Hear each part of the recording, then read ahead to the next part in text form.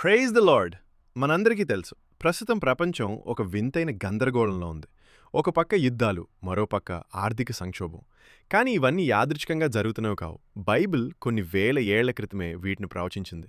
ఈరోజు మనం ప్రకటన గ్రంథం 17వ అధ్యాయంలో దాగి ఉన్న మర్మాలను మన కళ్ల ముందు కనిపిస్తున్న ప్రస్తుత పరిస్థితులతో అన్వయించుకుంటూ వివరంగా మాట్లాడుకుందాం.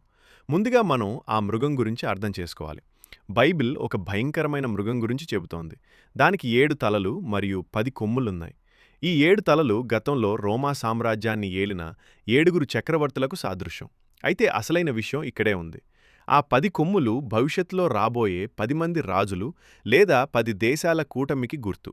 ఈ 10 మంది రాజులు ఎక్కడి నుండి వస్తారు అని మనం ఆలోచిస్తే, ప్రాచీన రోమా సామ్రాజ్యం ఏ ప్రాంతాల్లో అయితే విస్తరించి ఉందో, అంటే నేటి ఐరోపా, మధ్యప్రాచ్యం మరియు ఉత్తర ఆఫ్రికా, ఆ ప్రాంతాల నుండే ఈ కూటమి ఏర్పడుతుంది. ప్రస్తుతం మనం చూస్తున్న ఐరోపా సమాఖ్య దీనికి ఒక బలమైన పునాదిగా కనిపిస్తోంది. ఈ 10 మంది రాజుల మధ్య నుండి అంత్యక్రీస్తు అనే ఒక చిన్న కొమ్ము బయలుదేరుతుంది. ఇతడు చాలా తెలివైనవాడు, క్షుద్ర రాజకీయాలు తెలిసినవాడు. ఇతడు అధికారంలోకి రావడానికి ప్రయత్నించినప్పుడు అతన్ని అడ్డుకునే ఆ 10 మందిలో 3 రాజులను అతడు దారుణంగా పడగొడతాడు. ఈ 3 రాజుల పతనం చూడగానే మిగిలిన 7 భయపడిపోయి తమ అధికారాన్ని, బలమును ఆ అంత్యక్రీస్తుకు అప్పగిస్తారు. అప్పుడే ప్రపంచంలో ఒకే ప్రపంచ ప్రభుత్వం, వన్ వరల్డ్ గవర్నమెంట్ అనేది రూపుదిద్దుకుంటుంది. అంత్యక్రీస్తు వచ్చిన వెంటనే తాను ఎంత క్రూరుడో బయటపెట్టాడు.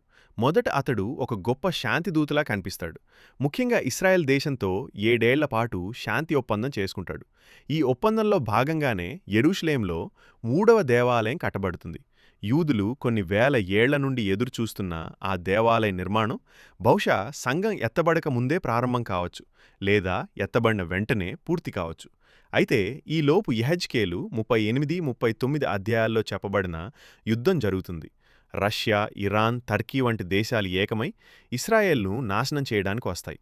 ఆ సమయంలో దేవుడు అద్భుత రీతిలో ఇశ్రాయేల్ను కాపాడతాడు. ఈ యుద్ధం వల్ల కలిగే ప్రపంచ అస్థిరతను ఉపయోగించుకుని అంత్యక్రీస్తు లోకమంతటికీ తాను ఒక్కడే రక్షకుడిని అని నమ్మిస్తాడు.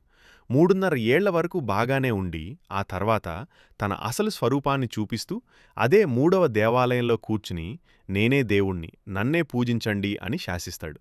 ప్రియమైన వార్లారా, ఇవన్నీ వింటూ భయం వేయవచ్చు. కానీ ప్రకటన గ్రంథం మనల్ని భయపెట్టడానికి కాదు, మనకు ధైర్యాన్ని ఇవ్వడానికి వ్రాయబడింది. ఎందుకంటే ఆ మృగం ఎంత శక్తివంతమైన, ఆ 10 మంది రాజులు ఎంత బలమైన, చివరకు గొర్రెపిల్ల అయిన యేసుక్రీస్తు చేతిలో వారు ఓడిపోతారు. లోక రాజ్యాలు నాశనమైపోతాయి, కానీ క్రీస్తు రాజ్యం నిరంతరము ఉంటుంది. కాబట్టి మనం ఆ శ్రమల కాలంలో ఉండకూడదు అంటే ఇప్పుడే సిద్ధపడాలి. క్రీస్తు వధువుగా సిద్ధంగా ఉండాలి. దేవుడి ఈ మాటలను దీవించునుగాక. ఆమెన్.